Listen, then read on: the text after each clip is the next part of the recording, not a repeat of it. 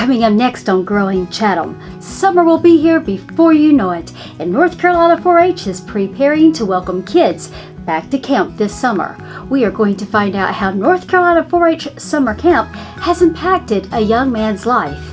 Then we are moving into the barn. Why are barns red? We will find out in just a few minutes. We are also going to meet a Siler City resident who deconstructs old barns and transforms the weathered wood into fascinating pieces of art. Lastly, the Chatham County Center has some great workshops coming up. I'm going to share those with you, so don't go anywhere because Growing Chatham starts now.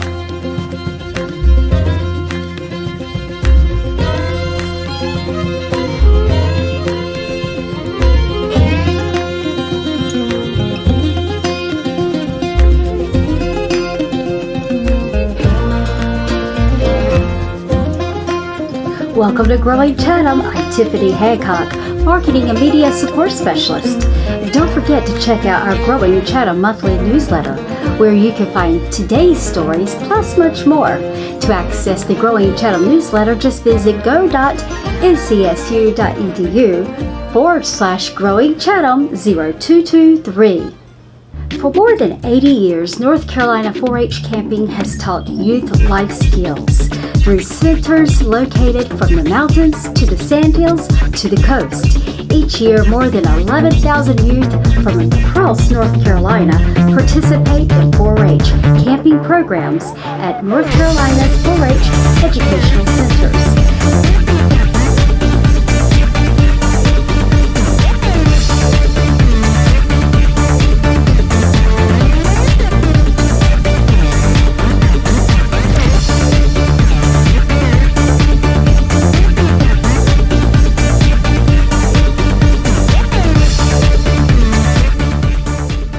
The North Carolina 4-H Camps program has been selected to participate in North Carolina State's crowdfunding campaign that runs through February 17, 2023. During this time, campus will be raising funds to provide full camp scholarships to send youth in need to 4-H summer camp in 2023. To find out more about North Carolina State's crowdfunding campaign, just head over to the Growing Chatham newsletter.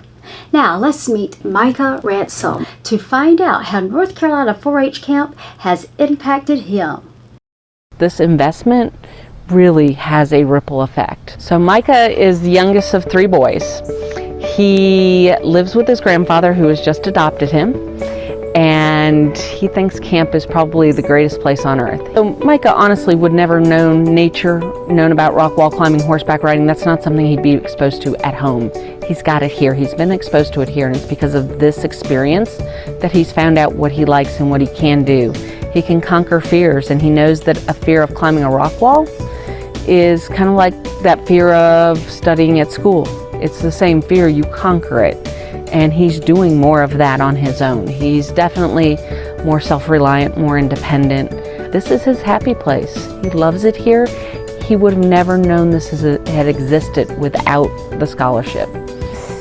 Fun, but then it was like kind of scary. So I told myself I believed in myself.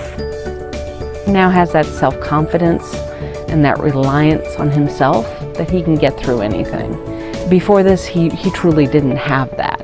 And he's grown into that because of camp. This opportunity has meant so much to so many kids, and it's really impacting one life at a time, but then one life translates into so many more people. We have one child here who's on scholarship who told me that this was the most wonderful place on earth. She has never left our county. She lives with her grandmother who raises her. Her grandmother could have never afforded camp, would have never known about camp if it had not been for this. And she's already asked me if she can come back next year because she thinks this is just the neatest thing ever. She did not know that the world outside of Robeson County existed like this, and it's a pretty neat world. And now she has this need to want to explore, and that happens with all of these kids. Every single one of them go back positively impacted, and they positively impact their families and the community.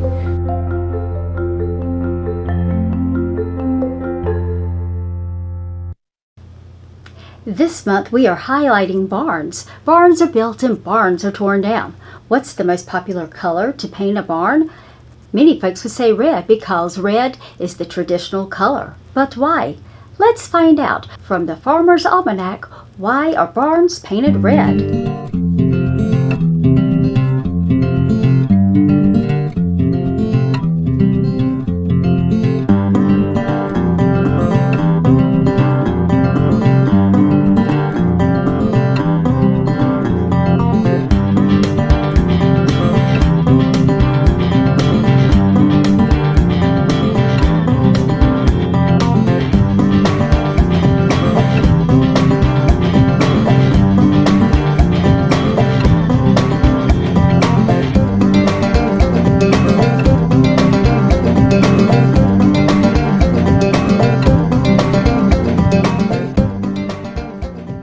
Throughout the years, barns become worn out.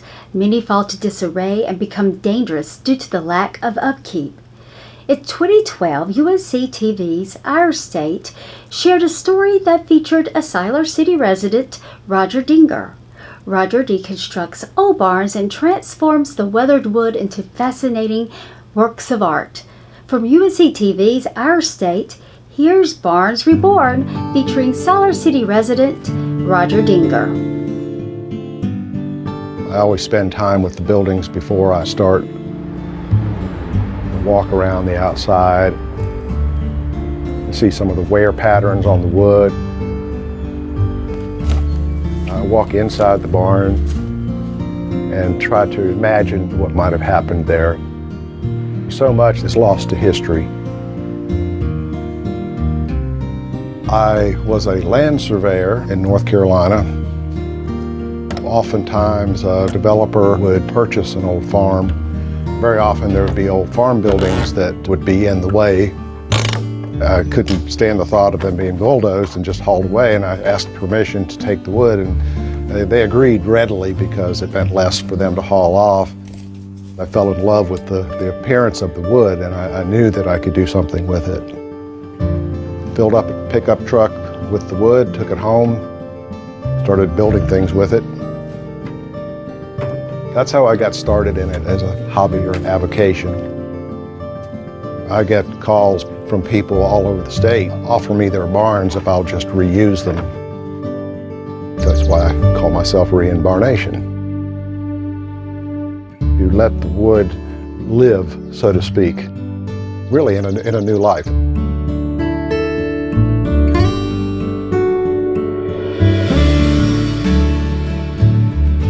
There are a lot of small family farms especially that are just going by the wayside. These barns that were so important to the family farm. Each one has its own character. Personal memories, a lot of importance with these buildings, especially if it's still in the same family as when it was built. It's been in the family for many generations. I think it was built somewhere in the mid-1800s. Of course, the old hewed logs over there, they were chopped out with an axe. And it was my great-grandfather that put it up. And of course, there was mules and cows. This was a thriving farm back then. The snow that we had a couple of years ago took it down. It just continues to go now. Everything that I'll make out of this wood, I'll give credit to your barn so people will know where it came from and know a little bit about the history of it. That's encouraging. If you look in here, you can see the axe marks. It's where, you know, they cut these trees down and just did it on site. Yeah, that's a lost art. How these are notched so tight. I don't even think there's a nail in there. No nails, classic timber joinery. Cedar rafters. These oak flat boards are nice. That's what I use mainly. Sometimes I'm allowed to just cherry pick, take off what I can and leave the rest. It's normally the case the owner would like to have the building completely taken down. I had to turn down some barns that were just too enormous for me to handle.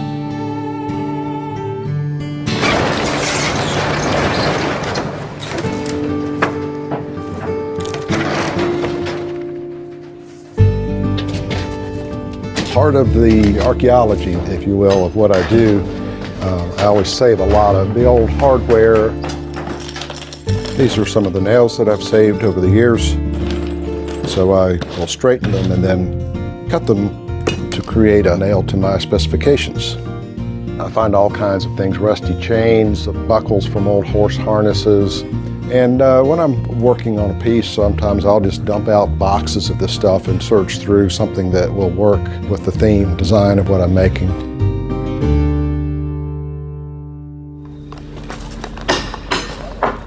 John Cecil's barn has quite a bit of wood I can use. It's fairly straight, it's got good weathering on it. Doesn't look like termites have gotten into all of it, so there's still some wood that'll have some good integrity.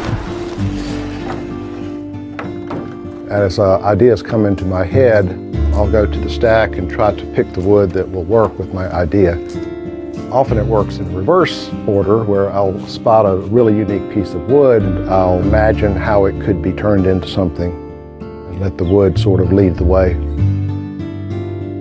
Well, this is a piece of pine from the exterior of a barn in southern Orange County, and it's very wide. And this is an indication that it was cut from probably a local old tree. Just gorgeous wood, pretty knothole there too.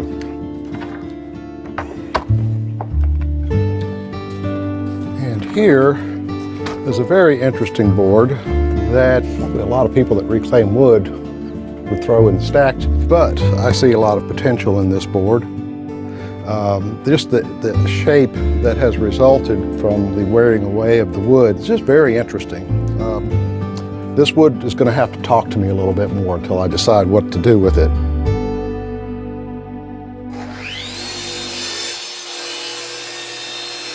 I have to visualize and see beyond what's on the surface. If you get down below the surface layer a little bit with some planing, sort of mine into the wood to find what's underneath, you can find color and texture that is just really remarkable. Let that history and exposure to the elements speak.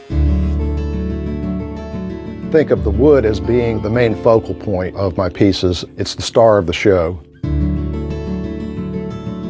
It's an art form that can really be a conversation starter, as well as a philosophical statement of sustainability and reuse, things that have been thrown away.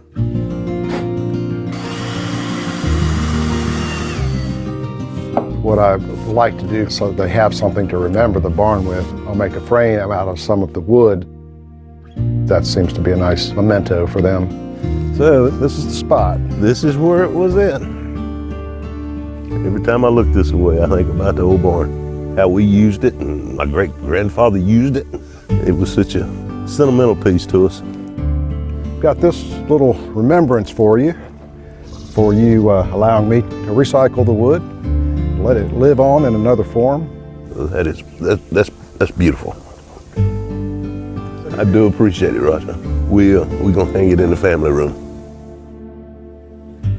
This is a way to not only reuse those materials and to stay connected to our ancestors who lived on this land and to a part of the past that is rapidly going away.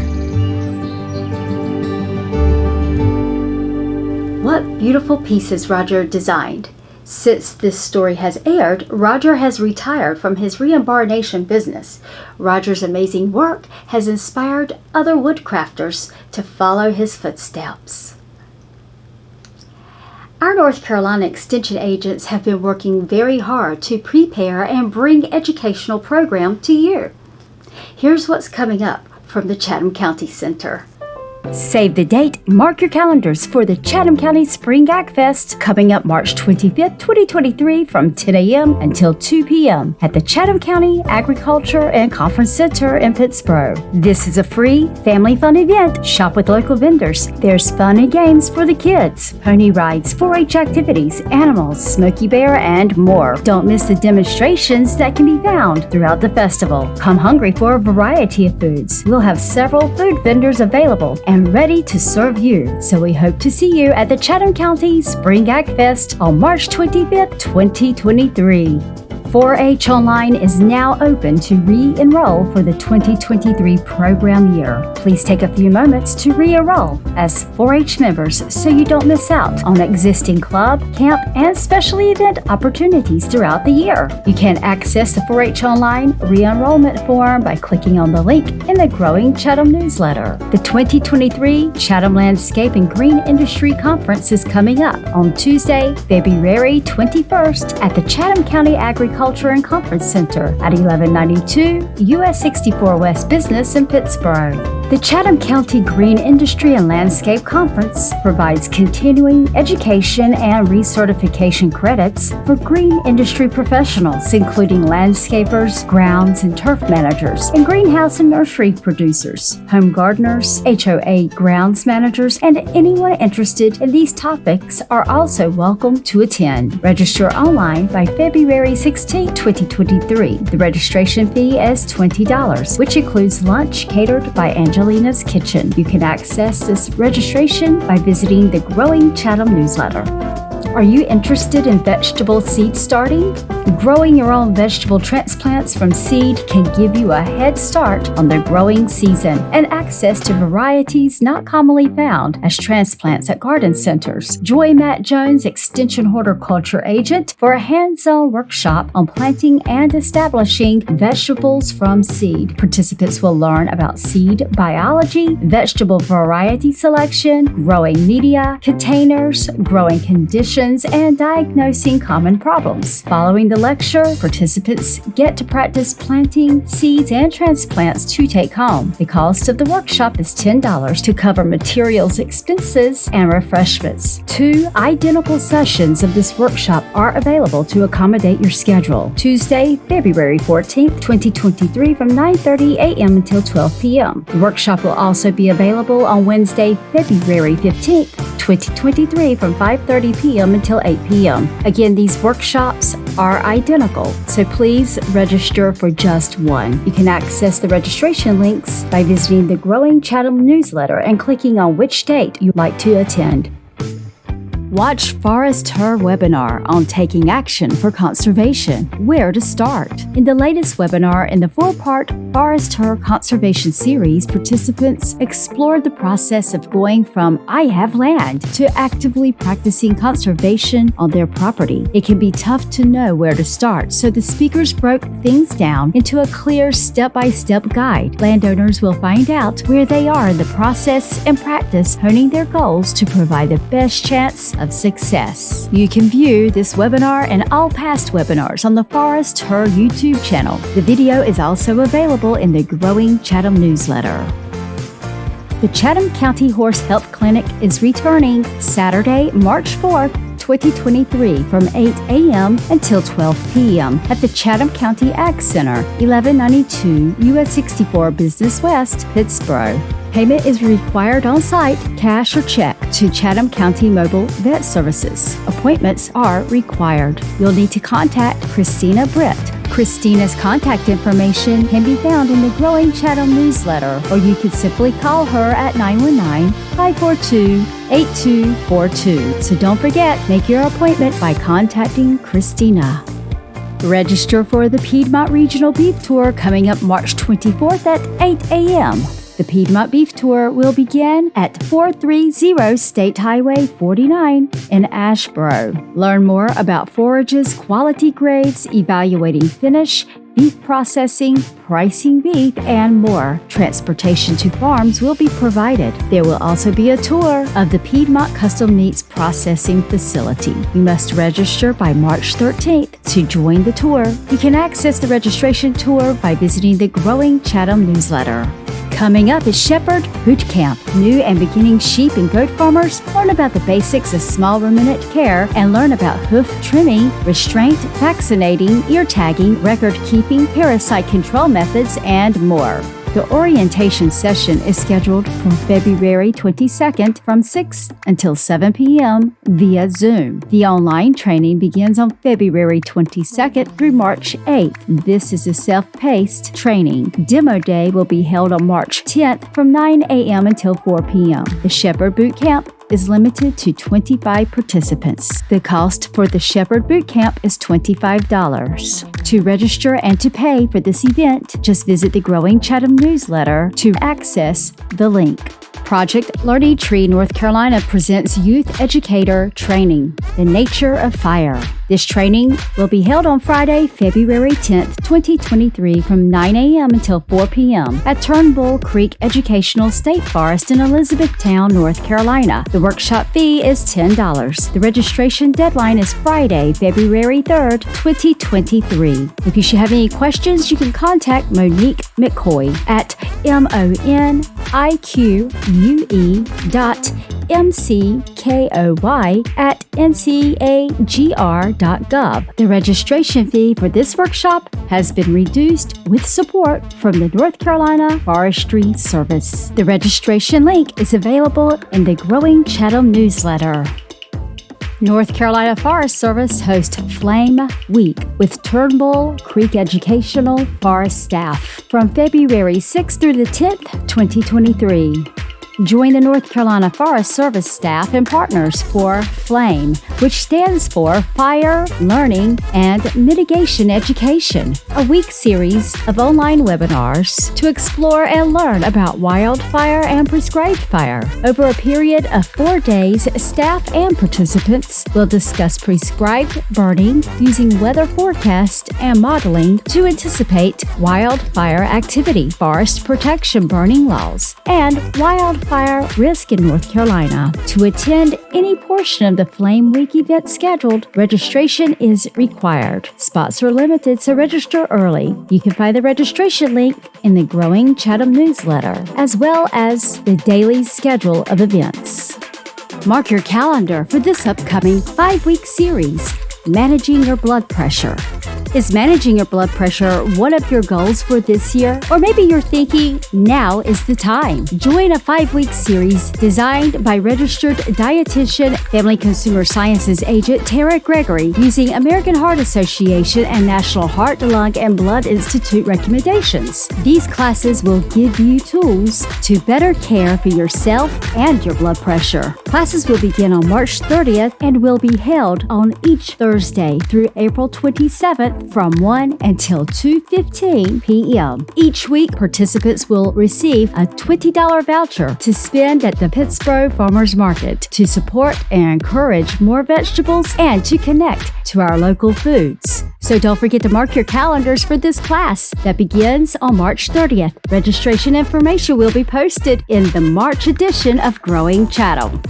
Extension at Home, helping you improve your life. Brought to you by the North Central District Extension Family and Consumer Sciences Agents, North Carolina Cooperative Extension. The 2023 Extension at Home series brought to you by a collaboration of North Carolina Cooperative Extension Agents. This series will feature a new topic each month related to family and consumer sciences. These courses are offered at no cost to participants. If you're unable to join the live online class, please register anyway. Each month, a recording of the session and materials will be sent out for participants who were unable to join. The registration links are available in the Growing Chatham newsletter. The February class will be held February 2nd, Controlling Pesky Pantry Pest. So sign up today.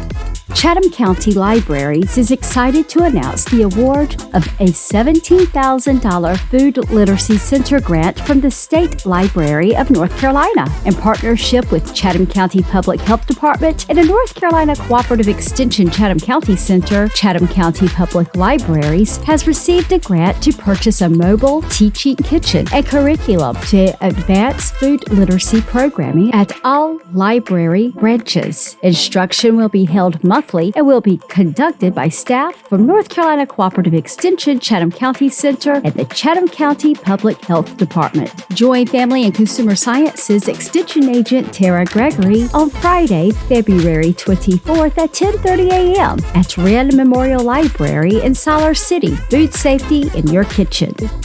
Volunteer for the river cleanup.